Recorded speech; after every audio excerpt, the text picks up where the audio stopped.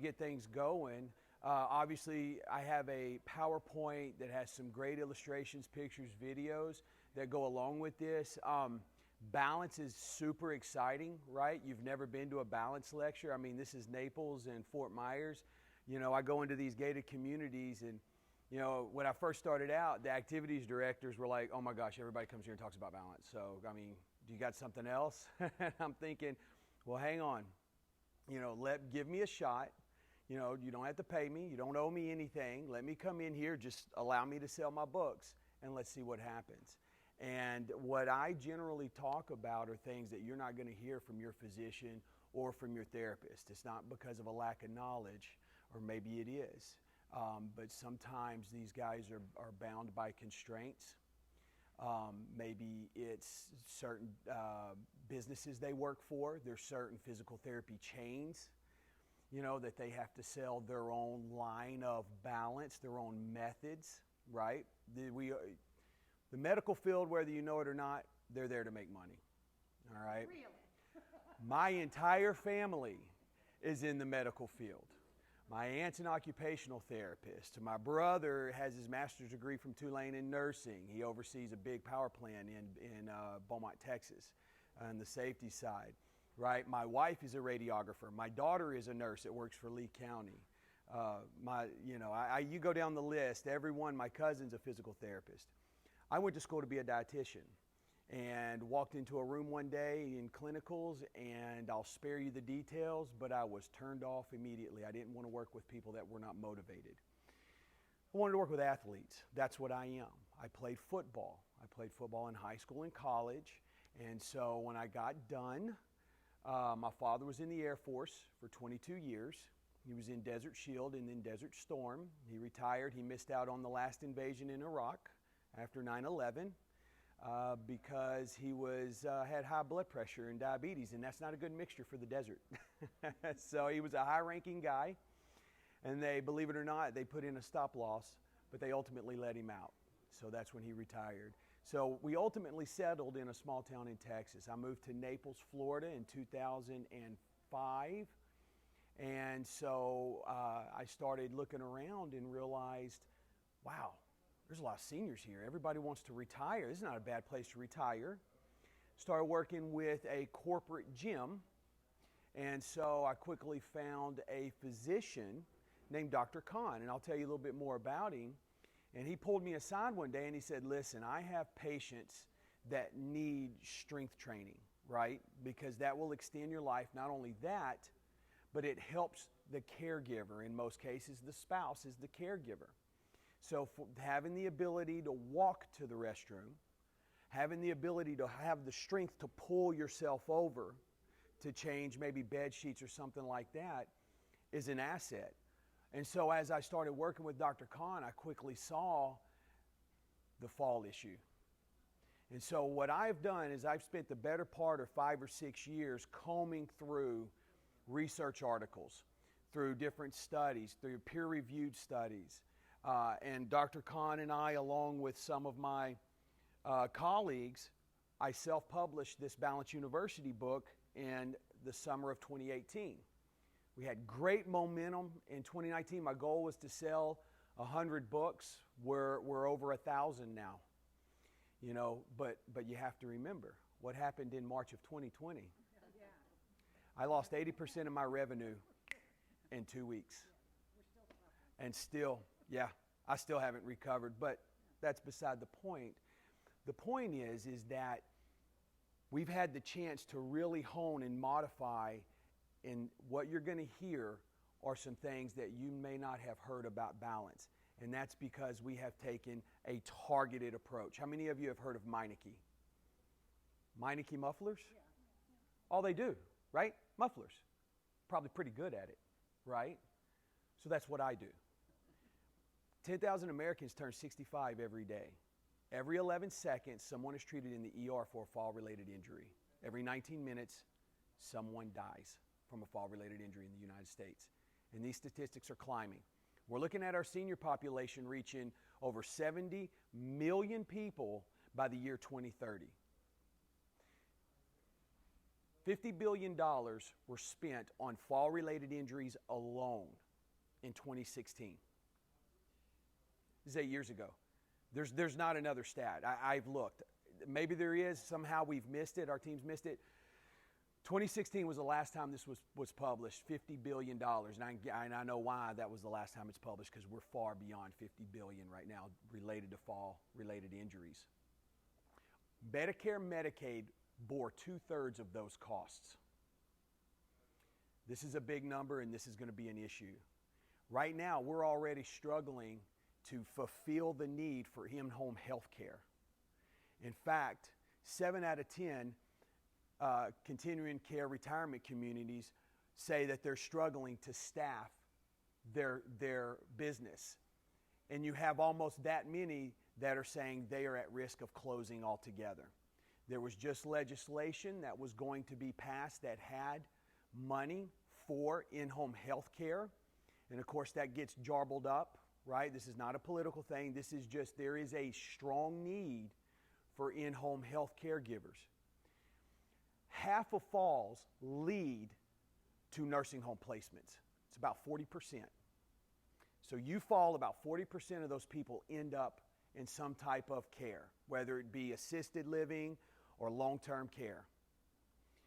With the stat I just gave you, with the crisis going on in our continuing care communities, it's in our best interest to keep you at home and upright. And the only way we're going to be able to keep you independent and mobile is that you're going to have to put a little work into it, right? So think of balance as a verb, right? It's a verb. So I'm going to use this sheet. Fortunately, I printed this out many years ago just in case something like this would happen. And it gives me a guide. You can see the number I used to talk about, every 20 minutes someone died from a fall-related injury. It's now 19. It's now 19. So there's some pretty great statistics, and I have over 100 videos on our YouTube channel that cover a gamut of topics, from cardiovascular disease, joint replacement, shoes. It's Christmas time. You're going to go to stay with someone. Maybe it's your kids. Maybe someone is coming to stay with you. I would encourage you to go check that out, because we have over 35 different lectures that I have given over 35 different topics regarding balance. So how many of you have fallen? I don't mean to put you out. If you don't have to raise your hand if you don't want to, but how many of you have fallen in the last year? You're twice as likely to do so again in 6 months, in that time frame. So how do we prevent falls, right? It's a little more complicated than you think. Most places you go to, they'll have you do fall prevention work. The reason I wrote Balance University is because everything that I found online regarding balance, I was looking for curriculum. They wanted the individual to begin their balance journey, the improvement of their balance journey, by standing on one foot. Well, heck, I didn't have anybody in my clientele that could even do that. And so then I came across another program that said, you know what, have them walk one foot in front of the other. And I'm thinking, well, they can't do that either. So where do you begin? That's how I got involved. My very first client, Dr. Khan, gave to me, his name was Mr. Wolf. Mr. Wolf and my youngest son, I have 4 kids, believe it or not, I only have 1 left in high school. I'll give you my secrets later. No. We started really young, too young. So Mr. Wolf and my youngest son were exactly 90 years apart, both born on Christmas Day. Mr. Wolf was on a destroyer in the Pacific in World War II. Ended up on a minesweeper. He was captain of a minesweeper. A lot of his soldiers, whenever you're in some kind of battle, or you're injured or you're wounded, but you're still capable, good, I'm just making sure I'm off, and you're capable of still serving, a lot of times most branches will give you an option to choose where you would like to finish out your service. And so a lot of these sailors thought, well, I'll go to the minesweeper. I mean, that's pretty safe, right? You're not in battle. You're not in the line of fire. I'm not having to man battle stations as often. Minesweepers, Anybody know what a minesweeper is made out of? Wood. Because the mines are not attracted to wood like they are the steel. But what wood did was it made that boat extremely light. So a lot of the sailors were getting seasick. I mean, seasoned sailors. And so he said, I was having trouble keeping a full ship of sailors because as soon as they could, they were changing their orders to go back to where they came from because it was so bad. But Mr. Wolf was my first client, and I'm just starting out on this journey. I'm green behind the ears when it comes to balance. I'm a trained dietitian, nutritionist, but I work as a fitness professional. I've worked with corporate gyms in different capacities. I oversee all this kind of stuff. Nobody likes to talk about themselves more than me, but that gets old, right? When you're sitting in the other, when you're sitting in the chair. But when I started out on this journey, I had some knowledge on where to go to get some research. And so working with Dr. Kahn, I saw Mr. Wolf had some really bad balance issues. Go search for curriculum, told you. He couldn't stand on one foot, walk in a straight line, the DUI walk. So what do we do?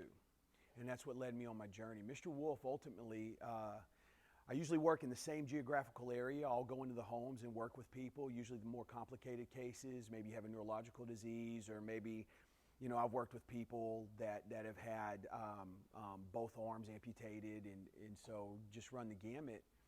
And I got a phone call one day from his in-home nurse that said he had fallen because he was on the toilet seat and he was trying to get up.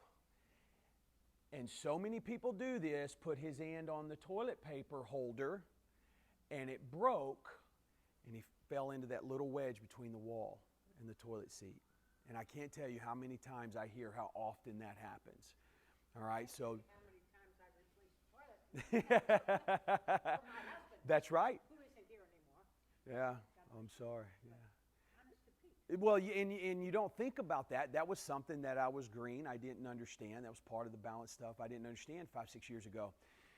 Mr. Wolf ended up passing away about 18 months after that happened. But what that started was a domino effect.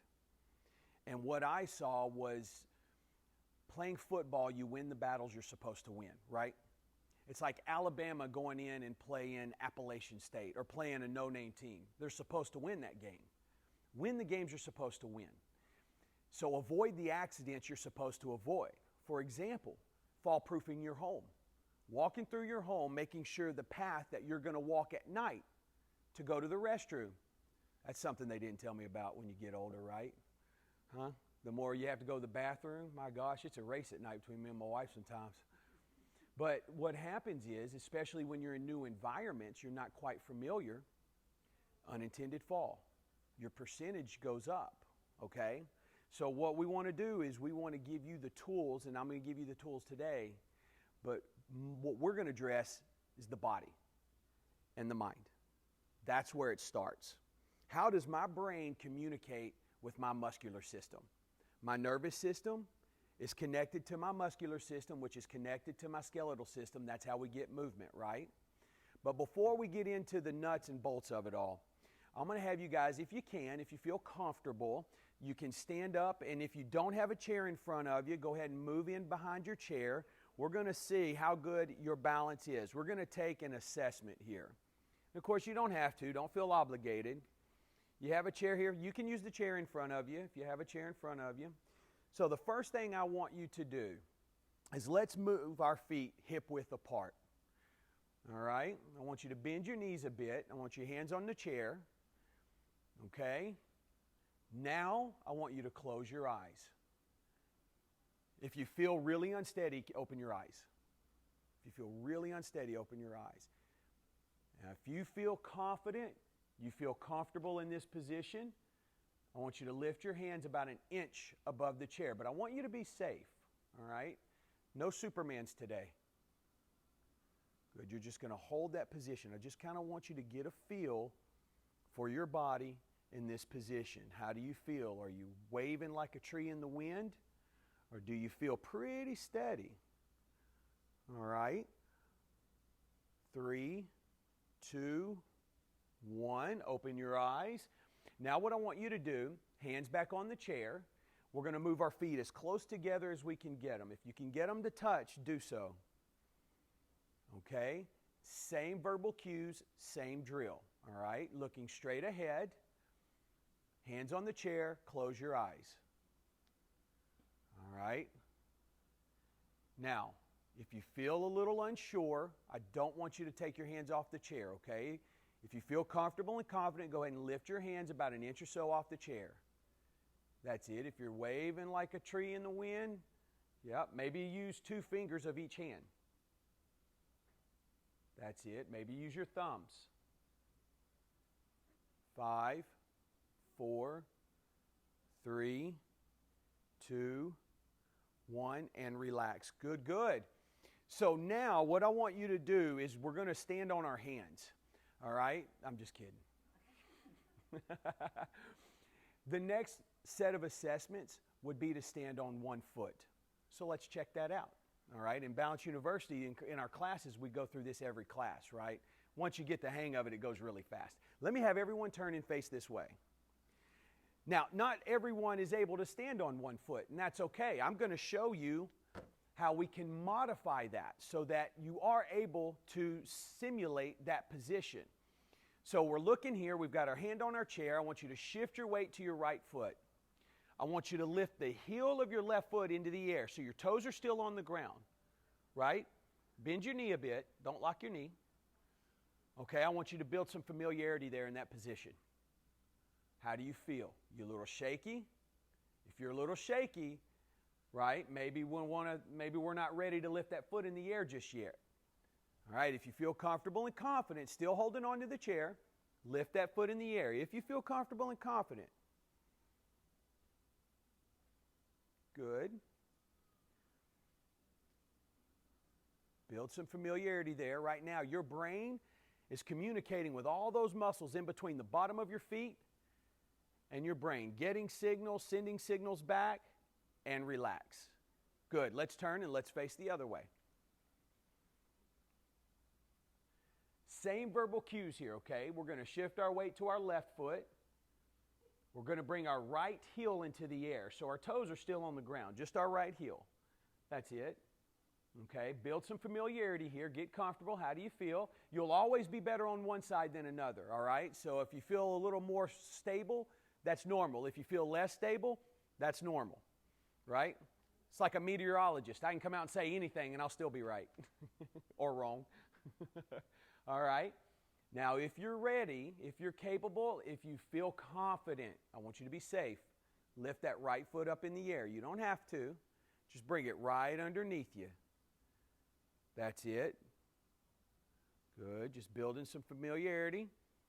Feel that foot moving. Think about all those signals that are going back and forth between your feet and your brain. All that pressure, your brain is having to unpack that data, make adjustments, and send signals back.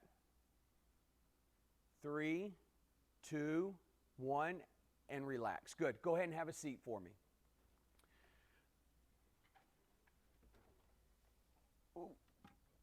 Oh, we got big bottles. Hit the big time now. Usually just have the little bottles. All right. Florida Blues doing well. So, got some extra laughs. We'll edit that out. So, the whole brain thing is very important. All right? Now, in our normal assessments, we would go ahead and have you close your eyes. The key to this is that you have to understand people have varying abilities, right? People come from all walks of life with different issues. Some people have neuropathy. That changes things. There is always a way to modify what we do, okay? I have worked with people who spend the majority of their day in bed, but they needed to have the strength to stand up and balance to do certain things, all right? So there's always a way to modify, and there's always a way to progress to make it harder. This may have been really easy for some of you, right? So what we want to do is not waste time. Let's make it a bit harder. All right. Now, there we go. Mr. Wolf was a dear friend, and he set me on my journey. And so when I first started, I wanted to understand what the connection was. And everywhere I went, it was the same thing. It was the same thing. And there's more to that. I knew that just coming from my educational background, coming from my family's history, right? I've had family members who have fallen, and I've listened to what they've gone through at physical therapy. So what I wanted to do is I wanted to find out why there was not any 40 or 45-year-old gymnasts. Why can't that happen? Right? What happens? And it's almost common sense, right? We get older, we have more responsibilities, but we also lose flexibility, we lose muscle strength, and we lose our ability to balance. That was in an article I read, so I wanted to find out if that was true. The older we get, our balance gets worse. Well, why? So what I did was I got a Dynadisc, right? I want you to think of an ice cube. That's basically what it's like standing on. A Dynadisc, think about a balloon that's aired up about a third of its capacity, and you're going to stand on it. If you've ever been to physical therapy, Dynadiscs are those little discs, right? Or an Eric's pad. Have you ever seen an Eric's pad, a little foam pad, square? So what this was this little disc here makes it really hard to stand on. One day, my parents were in town visiting, staying with us, and I had an opportunity where I had 4 age groups. I had my parents who were in their late 50s. I had my wife and I who I was in my 30s, and she's told me I have to say she was in her 20s. So she was in her 20s. And then my kids, I had teenagers, right? 13, 14-year-olds. And then I had Caleb, who was about 6. And so here was an opportunity to do some real-life testing on balance throughout the life cycle, right? So I have the disc, and my mom, I'm like, hey, I need you to do this. I'm trying to do some research. My mom gets on it, just, doing anything her son asked her to do. What can I help? Yes, just let me know. She couldn't do it. Really hard. I mean, I had to stand there and help her, right? Now, remember, this is brand new, too. A little bit of practice, she'd be a little better at it. Senior Master Sergeant Williams walks by, and he goes, don't even ask. So I didn't get a chance to work with him. But then I got on it. It was a little bit better, still a little difficult. My wife got on it saying, the 13, 14-year-olds, right, my 2 sons and daughter, they get on it pretty good. Caleb comes running through. What are y'all doing? Oh, I want to do that. He gets on it, 1 foot, goes down, touches his toe, and comes right back up. No kidding. Standing there on this Dynadisc, touches his toe, and comes right back up. Twice. I told him, get out of here. I'm done talking to you. So that became to be known as the bet in my house. And over about 8 years of this, I have kids that would come over. Oh, Mr. Williams, I can do it. Now I can do it. I've given away about $15, right? Because if you can do it, I'll give you $5. That's the deal. And it's really not about the $5. It's more about pride. And so I had, my sons played football, so I had all these guys when they were coming through in high school. Oh, yeah, I can do it. Yeah, this is easy. And all of a sudden they get on and like, holy cow. Yeah, so about 8 years, I've only given away about $15. 10 of it went to the same guy. He is now banned from the bet. Right, Caleb? So in our PowerPoint, I had a little video of him doing that. But so what's going on there? Let's cut the nonsense. Let's get to it. It's your brain. The older we get, the further our synapses in our brains, the further apart they get. Why don't you hear 6 and 7 and 8 and 9 and 10 and 20-year-olds being diagnosed with Parkinson's or dementia or Alzheimer's? The older we get, our brains age, right? The less we use it, it shrinks. The brain is malleable. So the brain also is responsible for unpacking the data from our feet. We have mechanoreceptors at the bottom of our feet that detect pressure. So if I lean too forward one way, to the side, one side, forward or backwards, I get those signals to my brain. But as I age, if the synapses in my brain are getting further apart, that means the information is taking longer to travel and process. It's taking longer to get the signals back to my feet. We've only had one day I was walking across the TV and I heard that this gymnast, this was their 4th or 5th Olympics, and I stopped. I was like, whoa. She was like from Romania. It was amazing. It was phenomenal. You don't hear of that anymore because of the reasons mentioned, right? Our lifestyles change. We lose muscle mass, muscle tissue, our ability to build lean muscle tissue, and also the synapses in our brain start to become further apart. This is a big issue when it comes to your ability to react. Agility, being able to move back and forth. The older we get, the harder that becomes, right? So here's the deal. We also have proprioceptors in nerve endings throughout our body. If someone has a limb amputated, there is such a thing as called phantom limb pain. What that is the brain is trying to connect to those proprioceptors because those proprioceptors are responsible for sending signals to the brain to let you know where your limbs are in space and time. Does that make sense? You guys with me? I just made all that up. I'm just kidding. So, think about this when it comes in terms of balance and everything your brain is having to process, and you're at a disadvantage because the synapses are moving further and further apart. How many times you guys have gone to fall and you know you're falling and it's like slow motion, it's going to take forever, but you know you're going down?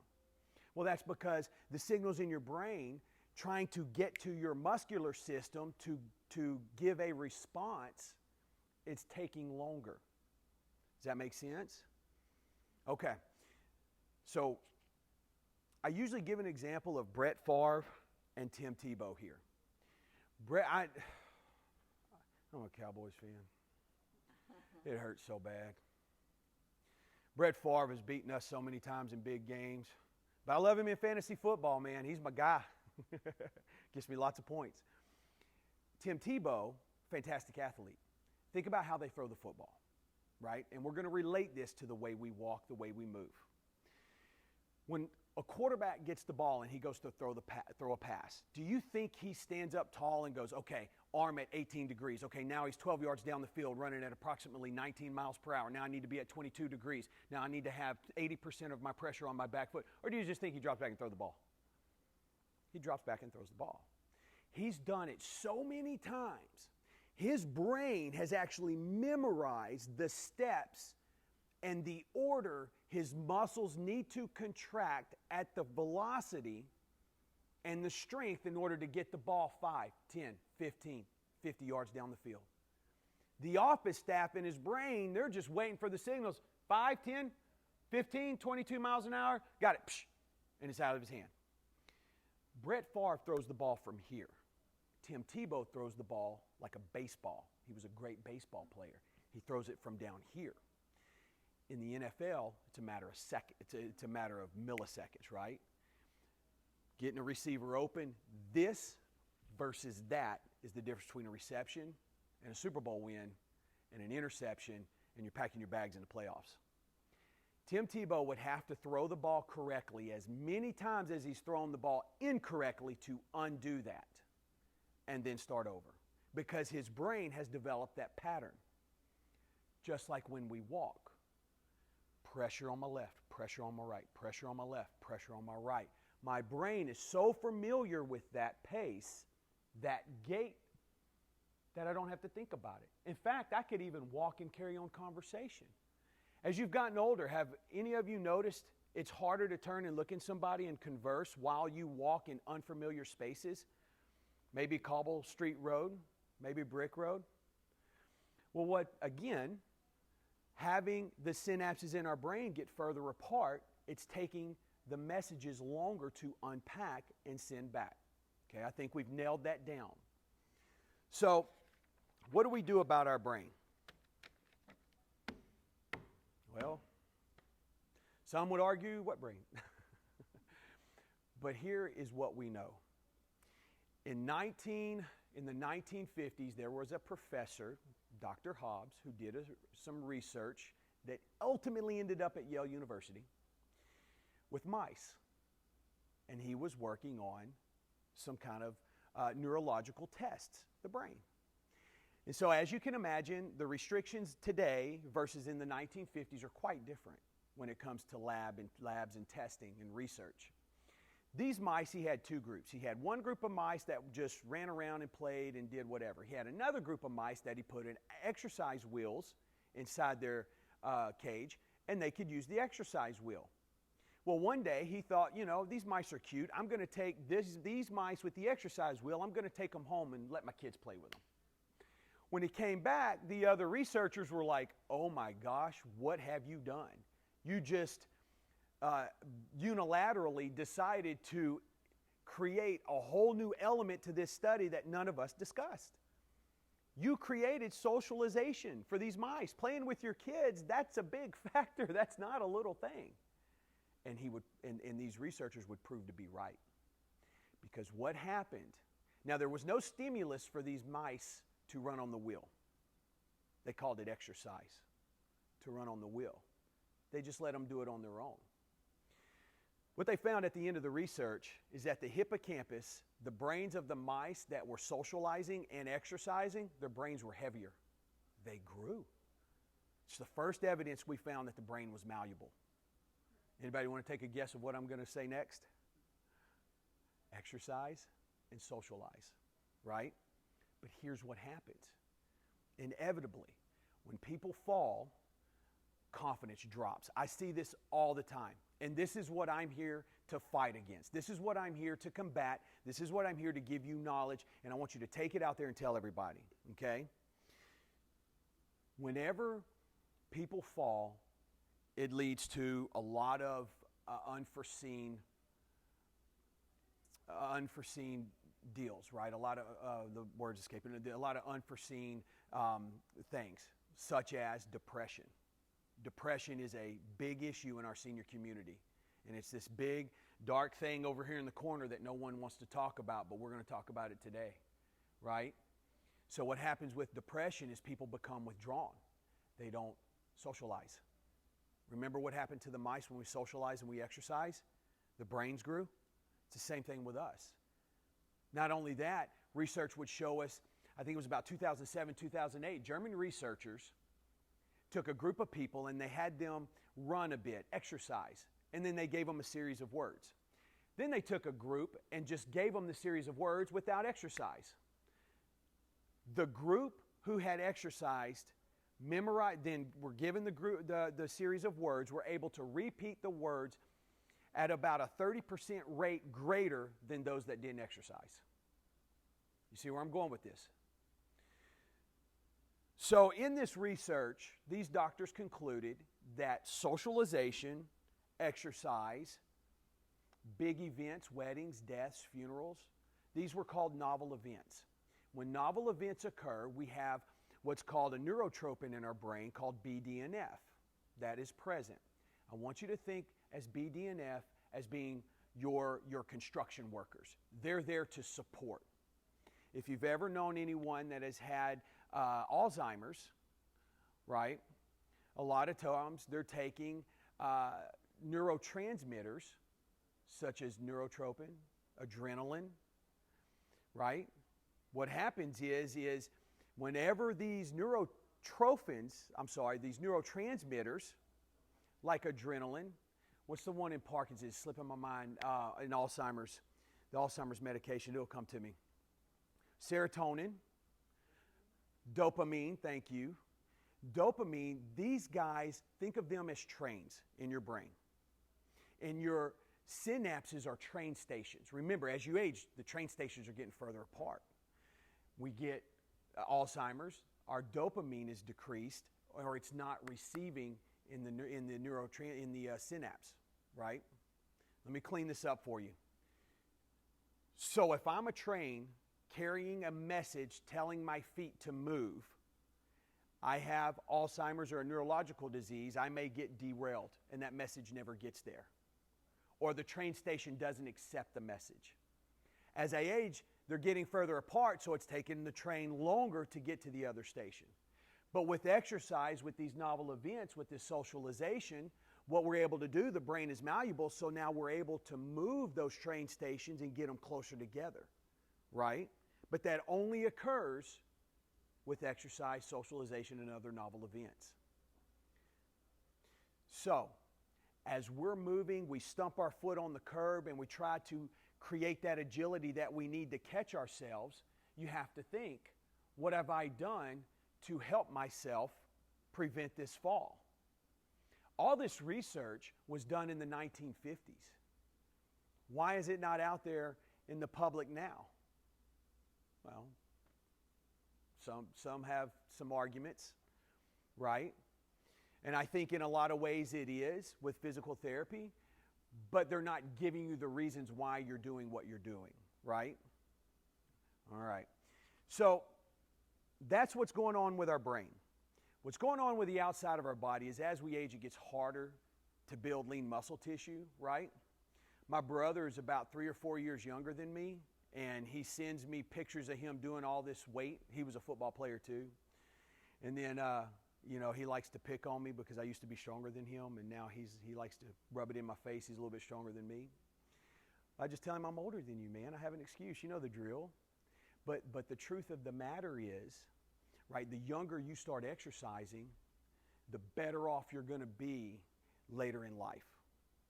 Now, for the baby boomer generation, it's a unique deal because the way we look at exercise now is not the way we looked at exercise 50 years ago. Heck, it's not the way we looked at exercise 20 years ago, and I've been in this industry over 20 years. So I'm going to show you some different exercises today that are going to make you stronger. It's going to improve your posture. It's going to increase your flexibility. It's going to improve your balance. Life indicators. There's 3 of them.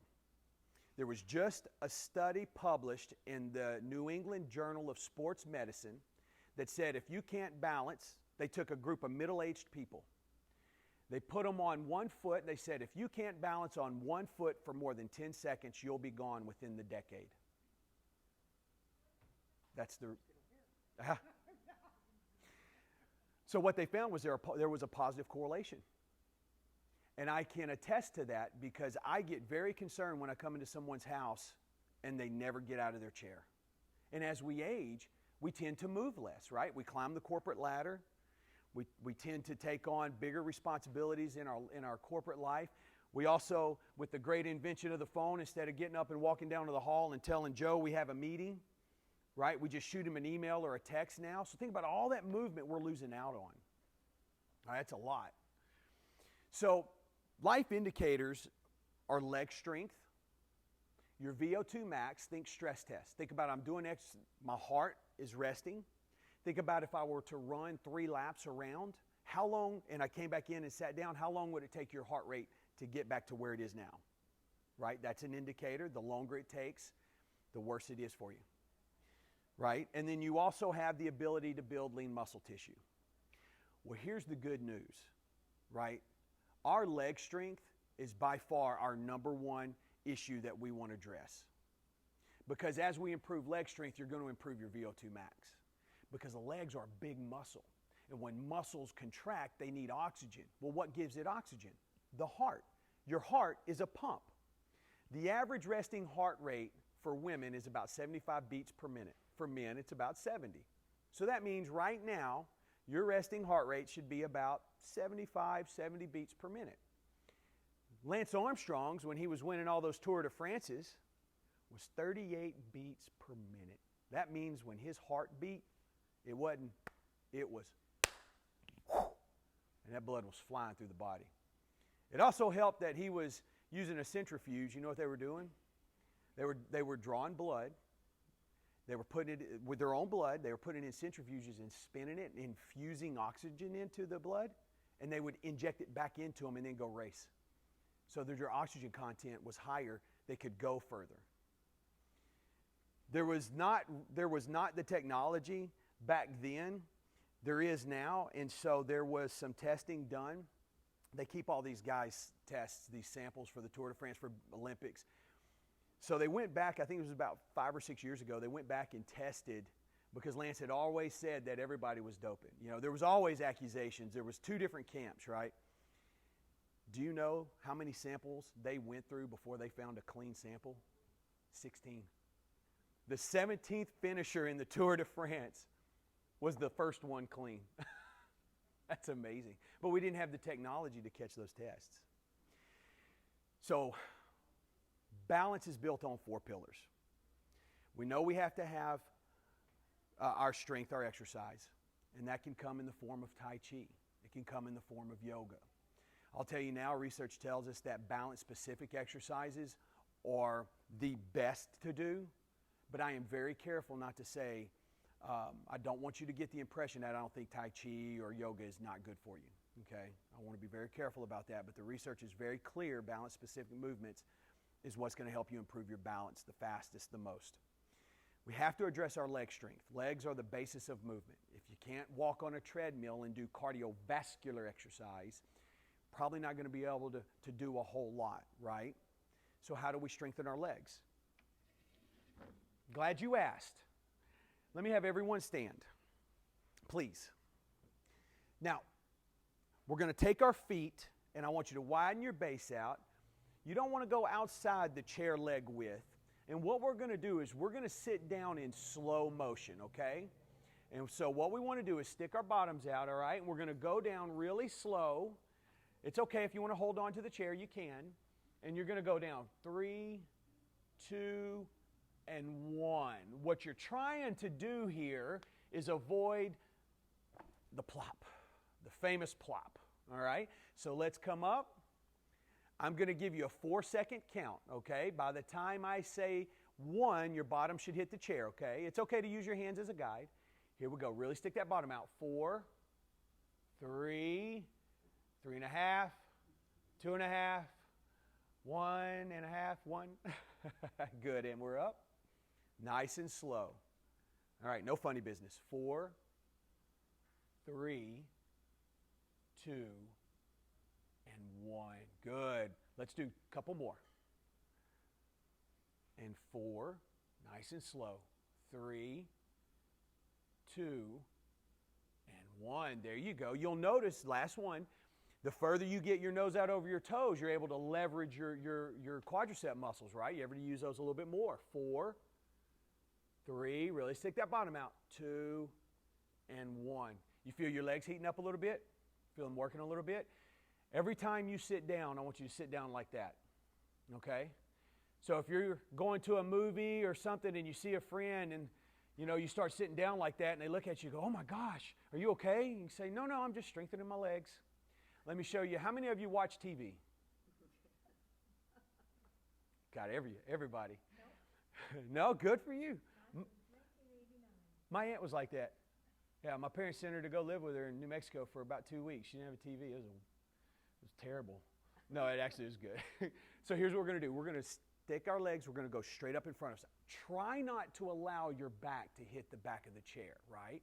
Nice and tall, core tight. And when you come down, pull both feet together, put them on the ground together. That's it. You're going to come up, squeeze those quadriceps, squeeze those legs, make your muscles contract, and down. Good. And up, hold, and down. That's it. And up, and down. Good. You're closing circles. Good. Here we go. That's it. Nice and smooth. Good. Up and hold them. Now we're going to flutter our legs back and forth. That's it. 5, 4, 3, 2, 1, and down. You feel your legs heating up? Feel them working a little bit? That's how we strengthen our legs, right? You don't need any equipment. Walking is some of the best forms of exercise that you can do, all right? So I don't want you to think that you have to go get a big expensive gym membership. You can if you want to. That's fine. I have one, right? Use it all the time. But you don't have to go out of your way, and please don't feel like you have to buy this crazy stuff on TV. No joke. One night I was sitting up. It was pretty late with the wife. This is many, many years ago. I'm not even kidding. This infomercial comes on, and it's a disc. And the disc has 2 holes in it, right, off center. So you got the center of the disc, but you had 2 holes here. There were bands going through these holes. And there was this big buff guy, you know, and they had this really attractive lady with her sports gear on, right, or activewear. And what they were doing is they took the wheel and they took this disc and wound it up, and they just pulled the bands and the wheel would spin. And when it wound up the other side, they'd pull and it would unwind and go to the other side. And I'm looking at my wife and I told her, I said, we're doomed. We are doomed. I am not that dumb to think of something like that. But they're going to make millions of dollars because people are going to sit at home and go, oh my gosh, I need that. Look at them. Look how great they look, right? And don't get me started on Instagram. Oh my gosh. So walking, anytime you sit down, think about sitting slow, okay? the difference between sitting fast and slow is what we call an eccentric contraction. Research shows us that we stimulate more muscle by going down slow than coming up fast, right? Because most people think the work is done in the standing up, and there's work done. But just like walking downstairs is harder for some people than walking upstairs, because you have all that momentum that you have to decelerate. Does that make sense? Have any of you experienced that? Going downstairs is a little bit more of a challenge? No? Or avoid stairs altogether? No? Good. Good, good. So the 4 pillars of balance: strength and posture. All right? So let me have you stand again. If you have your chair in front of you, you go ahead and use that. If you want to get behind your chair, you can. And we're going to face this way. Now, why is it? We know that increasing our leg strength is exceedingly important to stay mobile and independent. We know that leg strength is imperative to keep us upright and moving. Posture changes our center of mass if we have poor posture, right? And everything is in front of us in this world. Our phones, when we drive, when we sit, everything we do, our shoulders come together, right? So what we want to do is we want to reverse that action. We have to stretch out the chest, the shoulders, and strengthen the back. The center of mass is just above the belly button, about an inch back or so. For some of us, it might be 2 inches. So, you see, posture, what's that doing to my lower back, right? And we'll talk about the flexibility. It also shortens your gait length.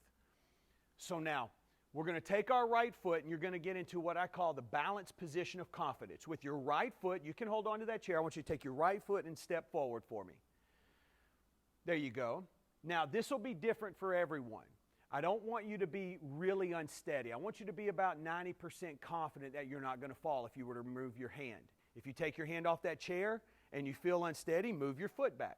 I have some people, their stance looks like this. Some look like this, right? Make it work for you. Now, I want you to take your hand off the chair, and you're going to put your hands by your side.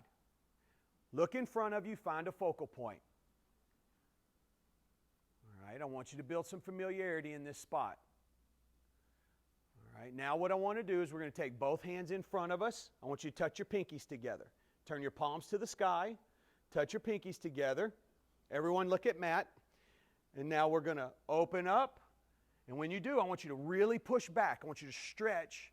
That's it. Stretch, stretch, and come together. Touch your pinkies. Bend your knees. And open nice and slow. And together. Good. And 3. That's it.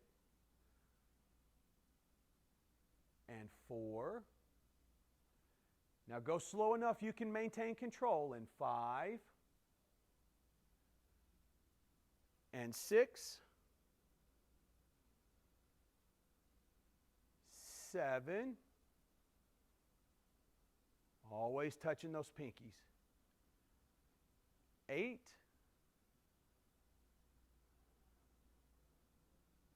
9. And 10. Feel your shoulders? Feel them working a little bit? So now I'm going to show you another one. I want you to turn and face me. Your feet are hip width apart. So this one's going to feel really strange, but I love this exercise. You can put even a band. How many of you have resistance bands that you've gotten from some physical therapy or maybe a family member? You can tie it in a little loop, but we don't need it.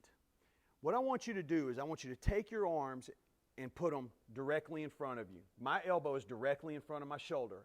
I don't want to exceed. I don't want to be inside. I want to be straight in front. And I want to imagine a 90-degree angle here. Now, what we're going to do is, without allowing our elbows to push out, I want you to go straight up and push back so your biceps cover your ears. Now, when you come down, try not to let your elbows flare out. You're going to push them in. You ready? Push them in. Don't let them flare out. Push them in. That's it. Keep your head back and up. Push back and down. Good. Keep them at a 90 and up Good. Push your elbows in. Try to push them in. Try to make them touch. There you go. And up. Good. And down. That's it. It's really hard sometimes not to allow your neck to go forward. We're going to do 3 more. 1. Good. 2. Last one. Push them back. And 3. And rest. Surprise you a little bit? Go ahead and have a seat. If you didn't feel it, then we would tweak it a little bit, right? I did that, yeah. That's tough. I had a golfer one time. He golfs all over the world. And I've worked with him for many years now. And so I'm always having to be innovative, right? Come up with different stuff. I've made things. And I told him to do that. And he's like, of all the things that you've made and we've done, you want me to just do that? And so sometimes I have to work with him over Zoom. I'm like, look, Jim, stop asking questions, right? This is not a democracy. This is a dictatorship. Get them hands in the air. So after about 12 of them, he comes down, oh, wow. Well, I'm telling you, man, that's shoulder stability. But what we're doing is we're improving our posture, especially as we're stretching those muscles. Because as our shoulders come together, everything gets tight. And it just continues to pull and pull and pull, right? So when you sit down, you want to make sure that posture is as good as it can be, right? That posture is so important to keep our center of mass where it's supposed to be. Third is my favorite, flexibility. Flexibility is imperative to gait health. How many times have you seen this? Right? Keeping the glutes, the hamstrings, and the elasticity in those muscles, keep them flexible so they can function through their full range of motion will improve our gait health, right? Now, sometimes we can't take those big steps as we age, but what we want to do is make sure that we can reach out as much as possible. The more we sit, the less flexible we become. So having you here, what I want you to do is take your right leg out in front of you. You'll scoot towards the edge of the chair. And you'll take both hands and just slide down your left leg. That's it. And it's okay if your toe's pointing straight ahead. It's okay if it's pointing up. As long as you're feeling a stretch in the back of your leg, maybe the back of your calf, even the back of your knee, you're doing it correctly. And relax. Good. And let's do the other side. Same thing. Nothing too tricky here.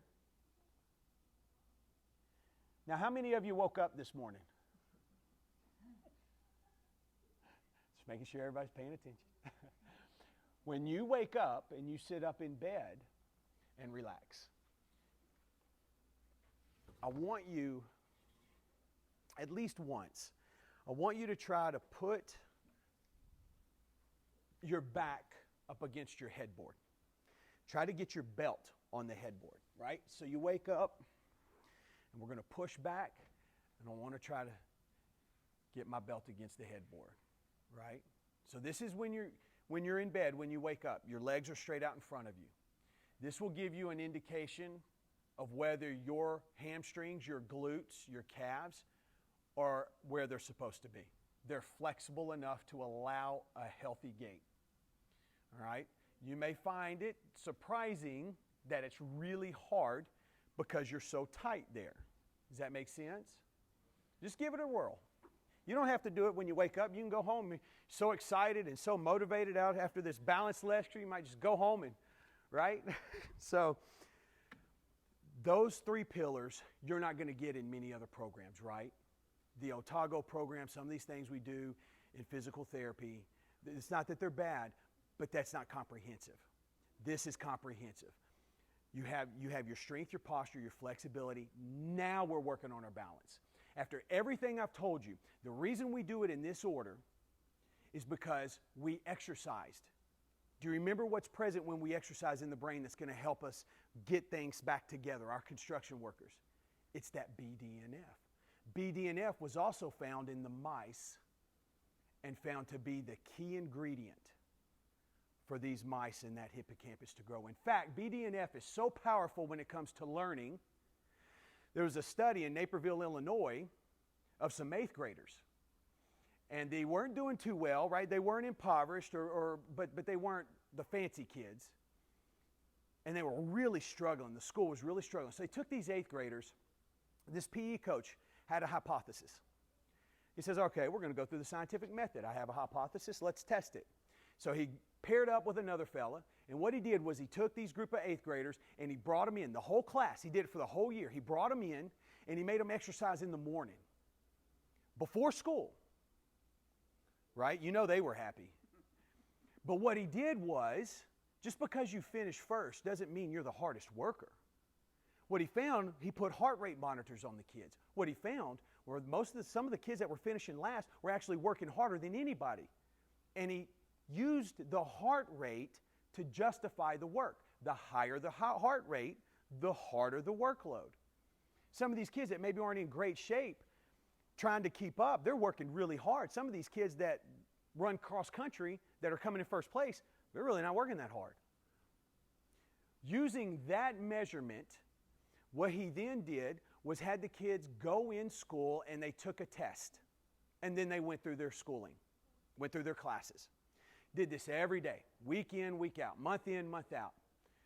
Would you know at the end of the year, there's a test done worldwide, right? You have certain schools selected to do this test. China, Japan, Germany, all of your modernized countries take this test, and this is how we find out our world rankings. This class finished 3rd in math, number 1 in science. Why? BDNF. We exercise before we balance because we want the BDNF to be present, because BDNF, just like learning a new language, if we tried to learn a French word or a Spanish word, 1 word a week, how long would it take us to become fluent in Spanish or French?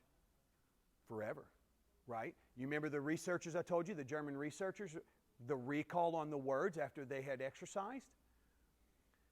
We take that approach, and instead of our language being French or Spanish, our language is balance. Make sense? That's why we do it in that order. And there's nobody else that's doing it this way, and I don't know why. But that's how we're going to do it, and we've gotten lots of great results. So, how many of you brush your teeth? There's one in every crowd. No, or 2. So here's what I want to do. I'm going to show you, you remember our little balance exercise? All right? So what I want to do is I want to show you a little bit of a progression to that, right? Maybe standing on 1 foot is really hard. So what I want you to do is maybe when you brush your teeth, hold on, right? It's not about you balancing on 1 foot. What it is, it's about you practicing your language, right? We're practicing our language. When you practice your language, you don't have to be perfect, do you? No, you just got to do it. You got to hear it. You got to be involved. You got to immerse yourself in it. That's what this is. You know, guys, when you're cooking for your wives and you're watching the microwave numbers count down, you stand on 1 foot. You know, let it go. So this is what we're talking about, okay? All right, any questions? Nope. Let me have you, last thing we're going to do is I'm going to leave you with another little balance exercise right here, okay? So I'm going to have you stand, and we'll face this way. We'll be behind our chair or in front of our chair. I'm sorry, I took all the chairs here. In case anybody wanted one. Ooh. Okay. So this is called our 3-point tap. Okay, so we're going to face this way. I want you to hold on to your chair. You got it there. And what you're going to do is you're going to start with your toes on the ground in the back.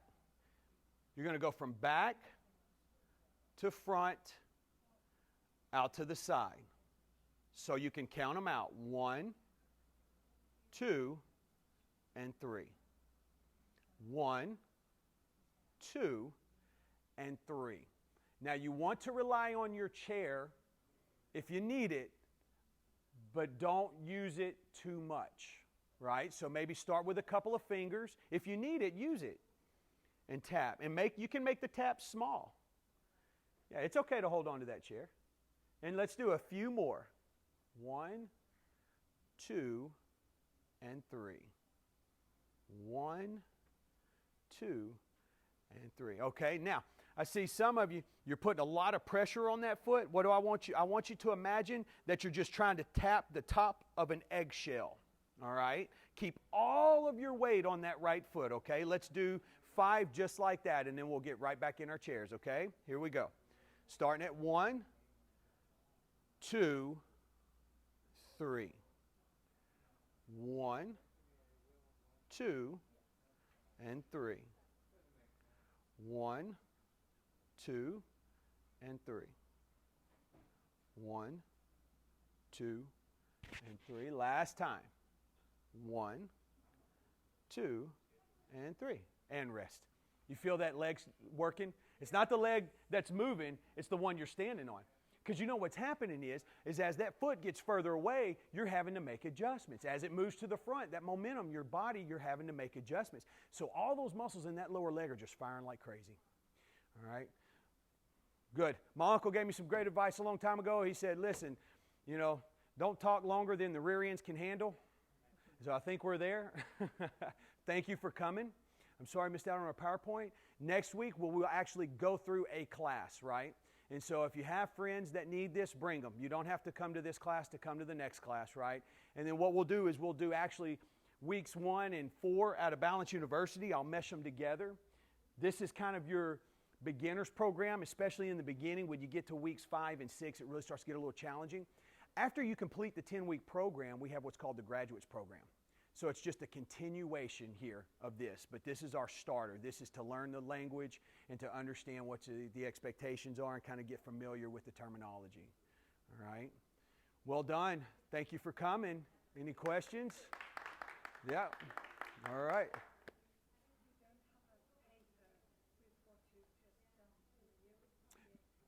No, ma'am, but you're going to get a book. If you come to the other 3, you'll get the book. Yes, ma'am. Yeah. I get asked that all the time. And you know, I've had people wanting to come in and take pictures of the slides and everything, and I'm like, ah. So, but actually you get the book, you know, so see you next week, week after. Yeah.